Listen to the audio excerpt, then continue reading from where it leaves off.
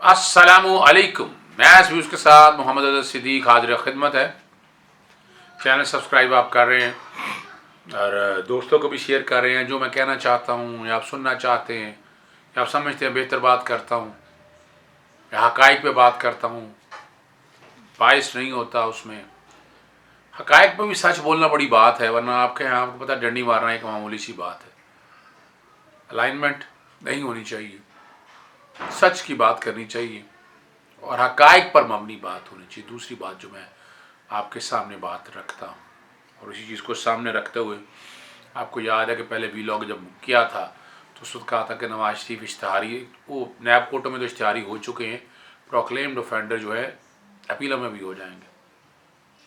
अपीलों की जो समाअत अल अजीज़िया, पहले तो एवन फील्ड आना चाहिए, अल अजीज़िया बाद में, इस्लामाबाद हाई कोर्ट के सामने जस्टिस आमिर फ़ारूक और जस्टिस मोहसिन अख्तर कियानी साहब के पास चल रही है। वो उसके हवाले से जो समाअत हुई है, इश्तिहार सेक्शन 87 और 88 की कार्रवाई शुरू हुई, इश्तिहार दिया गया, इश्तिहार के ज़रिए तलबी की गई मगर फिर भी नहीं पेश हो सके। आज बयान, लास्ट टाइम कहा था बयान कल बंद करवाएंगे, तो आज दफ्तर ख़ारजा के डायरेक्टर यूरोप जो है मुबशर खान अदालत में अपना बयान कलमबंद कराया और deputy attorney general Tayyab Shah ने गवाह से सच बात कहने का हलफ लिया। गवाह मुबशर खान ने अदालत को बताया कि मैंने अदालत से जारी करदा नोटिस के इश्तिहार वसूल किए। मैंने इश्तिहार दफ्तर ख़ारजा से लंदन पाकिस्तानी हाई कमीशन को भेजे। मैंने बताया कि पाकिस्तानी हाई कमीशन 9 नवंबर को दफ्तर ख़ारजा को जवाब दिया। रॉयल मेल के ज़रिए नवाज शरीफ को इश्तिहार की तकमील के हवाले से बताया गया, जबकि 30 नवंबर को रॉयल मेल के ज़रिए इश्तिहार की तमील की तस्दीक शुदा कापी मौसूल हुई। इस तरह FIA के ऑफिसर एजाज़ अहमद, उन्होंने अपना बयान कलमबंद करवाया। वो जो भी कहा मैं उनमें नहीं जाना चाहता, लेकिन उन्होंने जिस तरह बताया कि किस तरह सर्विस पाकिस्तान के अंदर हुई वो सारी बताया। बुलंद आवाज़ से पुकारा भी गया, सिक्योरिटी एहलकारों को भी कहा, ये सारी बात उन्होंने, और कार्रवाई की तस्वीर भी बनाई, वो भी रिकॉर्ड का हिस्सा बना दिया। दूसरे अफसर जो तारिक मसूद ने अदालत में अपना बयान रिकॉर्ड करवाया जो कानून के मुताबिक है। और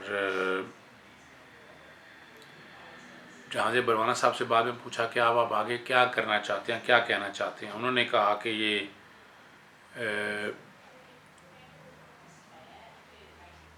नैब की अपीलों पर अभी फ्लैगशिप पर नोटिस नहीं हुआ और ये तो जहाँ से बरवाना साहब का कहना है कि ये अपीलें खारिज हो सकती हैं असूली तौर पर, जो कि प्रोक्लेम्ड ऑफेंडर हैं, तो उसको सामने रखते हुए आज आ नहीं रहे, पेश नहीं हो रहे वो, और वकील भी उनके घर बैठ के हैं अपने तय, और मेरिट पर मुस्तरद करने का अपीलें का हैं जो कि साथ चल रही हैं। मरीम नवाज़ की अपील भी चल रही है और कैप्टन सफदर की भी एवन फील्ड के अंदर चल रही है। इस पर आइंदा मुआवनत के लिए उन्हें तलब किया है, आइंदा अदालत की मुआवनत करें कि किस तरह ये अपीलें लदा चल सकती है, इश्तिहारी का क्या राइट है, ये सारी चीज़ें जो है ना ये अदालत के सामने देखनी है। और दूसरा मामला, अच्छा ये भी मैं बताता चलूँ, ये एक कन्फ्यूजन है कि बेसिकली तो देखें ना, 2 चल रही थी और तीसरा फ्लैगशिप चल रहा था। अब ये जो बयान रिकॉर्ड हुए हैं, ये बयान सारे रिकॉर्ड दोनों अपीलों के अंदर है।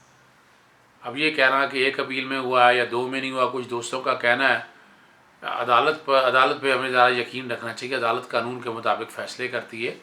दोनों अपीलें सुनी जा रही हैं, दोनों पे बयान रिकॉर्ड तस्वर किए जाएंगे और ये कोई अलग-अलग प्रोसीडिंग नहीं चल रही हैं। या तो ऐसा हो कि अलग-अलग हेयरिंग चल रही हो, अलग-अलग मुख्तलिफ़ कोर्टों में चल रही हो, मुख्तलिफ़ डेट्स हों, यहाँ तो सारी प्रोसीडिंग एक साथ चल रही हैं।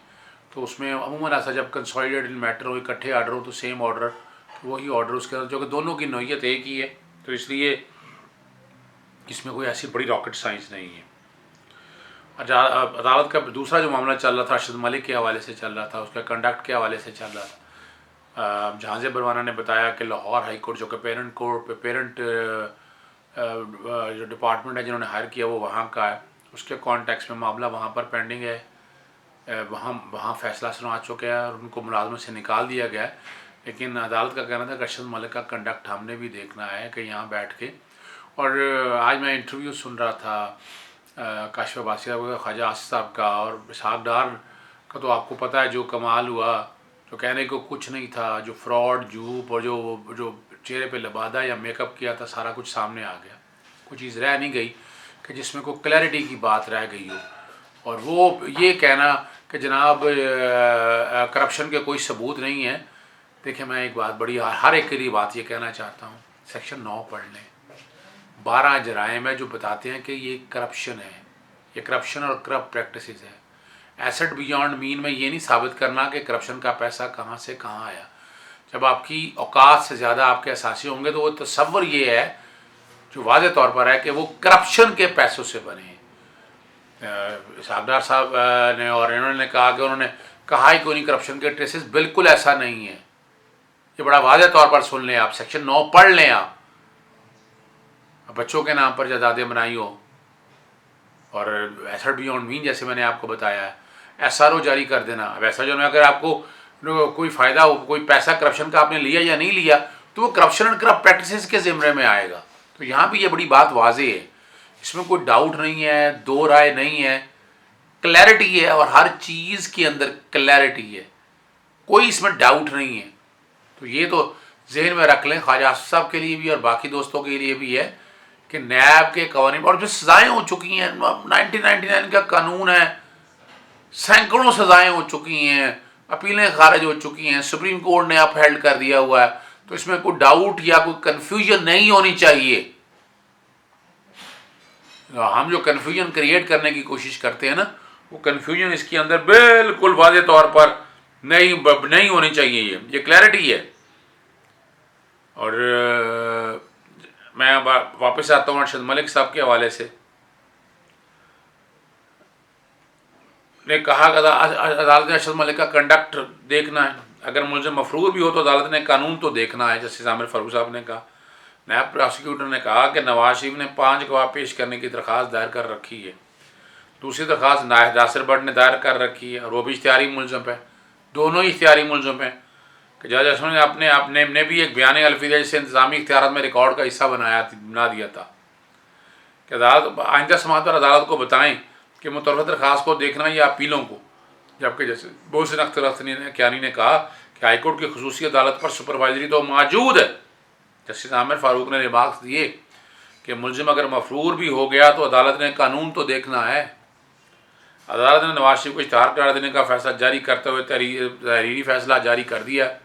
और जो जामन है, जो शोटी, जिन्होंने मिसाल के तौर पर एवन फील्ड के अंदर ज़मानतें जब सस्पेंड किया फैसला, तो उस पर मुचलके जमा कराए ज़मानती हैं। 2 हैं, बाप बेटा हैं, दोनों बाप बेटा को ज़ाती हैसियत में तलब कर लिया है, नोटिस जारी किए थे, बुला लिए उनको जामिन को कि अदालत के सामने पेश हों। अब चूँकि आगे बेल बॉन्ड ज़ब्त होने होते हैं, जायदाद कुर्की होना होती है, ये तरीक़ा कार है कानून का, जो कानून के मुताबिक है। दूसरी बात एक और जो सरेराह चलते चलते मैं फिर रह गई थी बात, वो इसहाक डार के हवाले से है। इसहाक डार की अपनी जायदादें मैं पढ़ के ही बता देता हूँ, जो बाकायदा शहजाद अकबर साहब ने जायदादों की तफसील जो बताई है, और जो बताया इस्लामाबाद में उनकी 6 एकड़ ज़मीन और DHA में घर है। अल्फला हाउसिंग सोसाइटी में 3 प्लाट हैं, 8 गाड़ी हैं, उसके अलावा कुछ कंपनियां भी हैं और कुछ में पार्टनरशिप है। इसहाक डार के काफ़ी बैंक अकाउंट्स हैं जिनमें रकम मौजूद है। उनसे ये मुतल्लक़ात JTI के सामने आई हैं। BBC से हमसे रब्ता करता, हम FBR से तफसीलात भेज देते।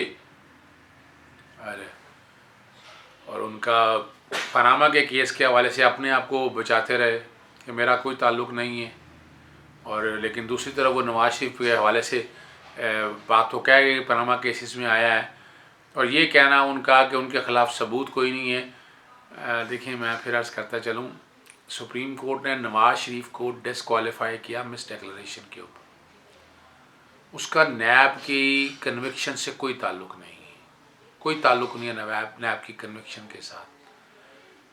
फिर JIT बनी, JIT ने सुप्रीम कोर्ट को एक रिपोर्ट दाखिल की, सुप्रीम कोर्ट ने उस JIT की रोशनी में मामला नैब को भिजवाया।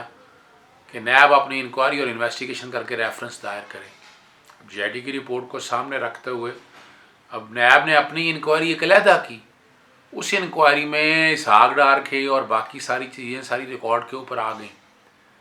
इसमें कोई दो राय नहीं है। ये बड़ा सीधा सा रॉकेट साइंस है, बड़ी सीधी रॉकेट साइंस है। यानी वो पुराने ज़माने में होती थी करप्शन, जो एंटी करप्शन लॉ है, एंटी करप्शन लॉ जो सूबाइयों के पास चला गया, उसमें होता था रिश्वत लेने और देने वाला, नोटों पे निशान लग के कोई करीबी रिश्वत पकड़ी गई। वाइट कॉलर क्राइम में रिश्वत का ये वो म्यार नहीं है, करप्शन का वो म्यार नहीं है, करप्शन के स्टैंडर्ड तय कर दिए हुए हैं। ऐसा अमल, यानी मिसाल के तौर पर मैं कोई ऐसा काम करता हूँ जिससे स्टेट एक्सचेकर को नुकसान होता है, तो ये भी करप्शन और करप्ट प्रैक्टिसेस के ज़ुमरे में आता है कि आपकी वजह से नुकसान हुआ है। इस तरह एसेट बियॉन्ड मीन का बताया है, सेक्शन 9 बड़ा क्लियर है। तो इसमें करप्शन की कोई ट्रेसेस नहीं देने हैं आपने केस साबित करना है, एसेट बियॉन्ड मीन का साबित करना है, स्पाउस के नाम, बच्चों के नाम जायदादें खरीदी हैं और ना हसन ना हुसैन कोई भी उन जायदादों को ओन नहीं करता रहा। किराए के हवाले से इंटरव्यू आएगी, मेरी सेंट्रल इंजन ने क्या कि पूरे पाकिस्तान में कोई जायदाद नहीं है। ये सारे औलादें जो है ना, उन्होंने वादे तौर पर बातें चीज़ें क्लियर कर दी हैं। अब इनमें तो कोई डाउट नहीं रह गया ना, इनमें तो चीज़ें सारी क्लैरिटी के साथ मौजूद हैं। अब ये सारी चीज़ों को अगर आप सामने रख कर देखें तो वन कैन ईज़िली अंडरस्टैंड कि ये केस जो है ये बड़ा सीधा केस है और इसमें नवाज़ शरीफ साहब का या उनके करीब लोगों का बचना बहुत मुश्किल है, बहुत मुश्किल है। और जो मर्ज़ी करते रहें, इधर से इधर की बातें या इधर से उधर की बातें करते रहें, आपको कानून का सामना करना है और कानून बेरहम है। कानून के मुताबिक आप सज़ा याफ्ता हैं। इसहाक डार प्रोक्लेम्ड ऑफेंडर, इश्तिहारी के सामने ट्रायल इन एब्सेंशिया हो नहीं सकता, वो भागे हुए हैं, भगौड़े हैं। बहरहाल फ़ैसला कौम को हक़ाइक़ पर करना है, झूठ पर मबनी बातों पर नहीं करना है। इजाज़त दीजिएगा। अस्सलाम वालेकुम।